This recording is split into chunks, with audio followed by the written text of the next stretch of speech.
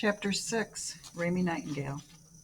Well, I'll just begin at the beginning, since that's always the best place to begin, said Louisiana.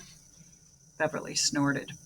Once upon a time, said Louisiana, in a land very far away, and also surprisingly close by, there lived a cat named Archie Elefante, who was much admired and loved, and who was also known as the king of the cats.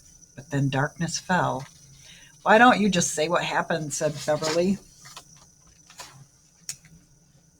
All right, if you want me to, I will just say it. We betrayed him. How? Asked Raymie. We had to take Archie to the very friendly animal center because we couldn't afford to feed him anymore, said Louisiana. What very friendly animal center? Asked Beverly. I've never heard of any very friendly animal center. I can't believe you've never heard of the very friendly animal center. It's a place where they will feed Archie 3 times a day and scratch him behind the ears exactly the way he likes. Still, I never should have left him there. It was a betrayal. I betrayed him. Raymie's heart thudded. Betrayed. But don't worry, said Louisiana. She put her hand on her chest and took a deep breath. She smiled a dazzling smile. I've entered the Little Miss Central Florida Tire 1975 contest, and I'm going to win that $1,975 and save myself from the county home and get Archie back from the very friendly animal center and never be terrified again. Raymie's soul stopped being a tent. You're going to compete in the Little Miss Central Florida Tire contest? She asked. Yes, I am, said Louisiana, and I feel like my chances at winning are very good because I come from a show business background. Raymie's soul became smaller, tighter. It turned into something hard, like a pebble. As I said before, my parents were the Flying Elefantes. Louisiana bent and picked up her baton. They were famous. Beverly rolled her eyes at Raymie. It's true, my parents traveled all over the world, said Louisiana. They had suitcases with their names printed on them, the Flying Elefantes. That's what their suitcases said. Louisiana stretched out her baton and moved it around as if she were writing golden words in the air above their heads. Their name was written on every suitcase in script, and the F and the Y had very long tails. I like long tails. I'm in that contest too, said Raymie. What contest? Asked Louisiana. She blinked. The Little Miss Central Florida Tire contest, said Raymie. My goodness, said Louisiana. She blinked again. I'm going to sabotage that contest, said Beverly. She looked at Raymie, and then she looked at Louisiana, and then she reached into her shorts and took out a pocket knife. She folded the blade. It looked like a very sharp knife. Suddenly, even though the sun was shining high in the sky and the world seemed less bright. Old Mrs. Borkowski said all the time that the sun could not be relied on. What is the sun? Said Mrs. Borkowski. I will tell you. The sun is nothing but a dying star. Someday it will go out. was actually something that Mrs. Borkowski said often about a lot of things. What are you going to do with that knife? Asked Louisiana. I told you, said Beverly, I am going to sabotage the contest.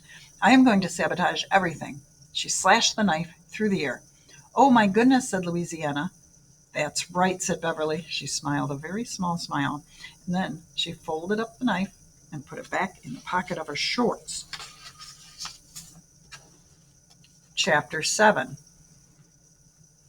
They walked together up Idane's circular driveway.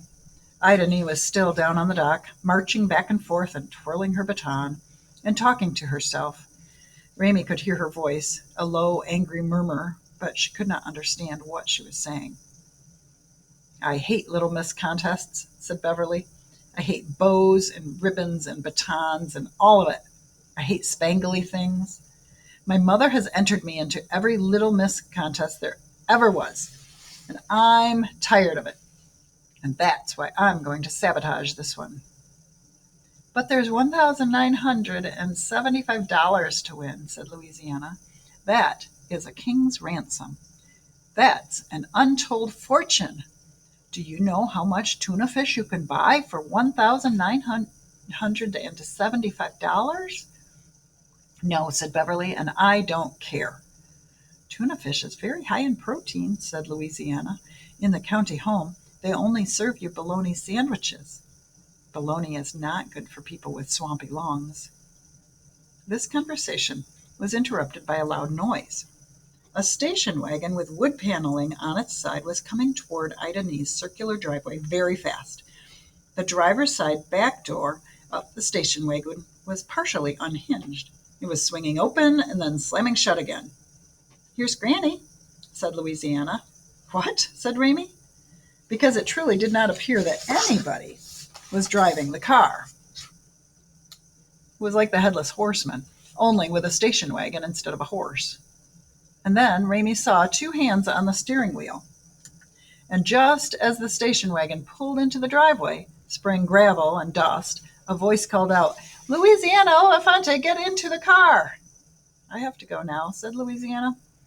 Sure seems that way, said Beverly. It was nice to meet you, said Raymie. Hurry, shouted the voice from inside the station wagon. Marcia Jean is somewhere close behind, and I'm certain of it. I can feel her malevolent presence. Oh, my goodness, said Louisiana. She got in the back seat and tried to pull the broken door closed. If Marcia Jean shows up, she shouted at Raymie and Beverly, tell her you haven't seen me. Don't allow her to write anything down on her clipboard. And tell her that you don't know my whereabouts. We don't know your whereabouts, said Beverly. Who is Marcia Jean? Asked Raymie. Quit asking her questions, said Beverly. It just gives her an excuse to make up a story. The station wagon shot forward. The back door swung open and then shut with a loud bang and stayed closed. The car accelerated at an alarming rate, the engine roaring and groaning, and then the station wagon disappeared entirely, and Raymie and Beverly were left standing together in a cloud that was composed of dust and gravel and exhaust, as Mrs. Borkowski would say.